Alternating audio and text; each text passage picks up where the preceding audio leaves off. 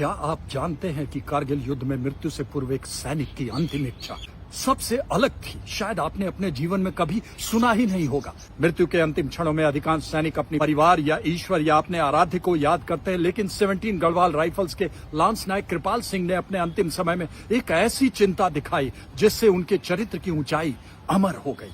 24 जुलाई 1999 को जब कारगिल युद्ध अपने अंतिम चरण में था, दो बड़े अभियान की तैयारी चल रही थी, तभी 17 गढ़वाल राइफल्स के प्रशासनिक बेस पर दुश्मन की भारी तोपों से गोलीबारी हुई। एक गोला आर्मी नंबर 407066P लांस नायक कृपाल सिंह के पास आकर फटा।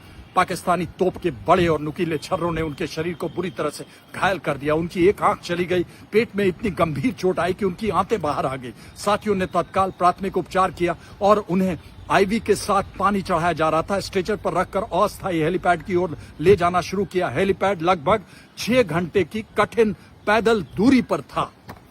कल्पना कीजिए कैसी कठिन यात्रा थी।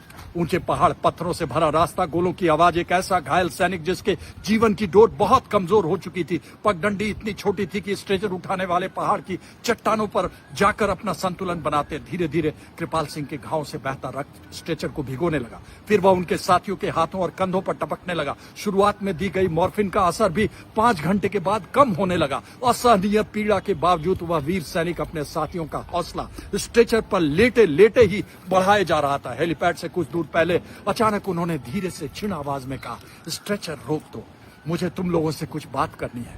जवानों ने स्ट्रेचर नीचे रखा। उन्होंने अपनी छाती की जेब की ओर संकेत किया। मेरी जेब में एक छोटी डायरी है, उसमें उन सभी जवानों के नाम लिखे। इनसे मैंने पैसे उधार लिए हैं। अगर मुझे कुछ हो जाए तो मेरी अगली तनख्वाह, जुलाई महीने की तनख्वाह से उनका पैसा वापस कर देना। मैं इस दुनिया से किसी का कर्ज लेकर नहीं जाना चाहता। यह उस सैनिक की सोच थी जिसके सामने मृत्यु खड़ी थी, लेकिन उसके मन में सबसे पहले युद्ध में उसके साथ लड़ रहे साथियों के अधिकार थे।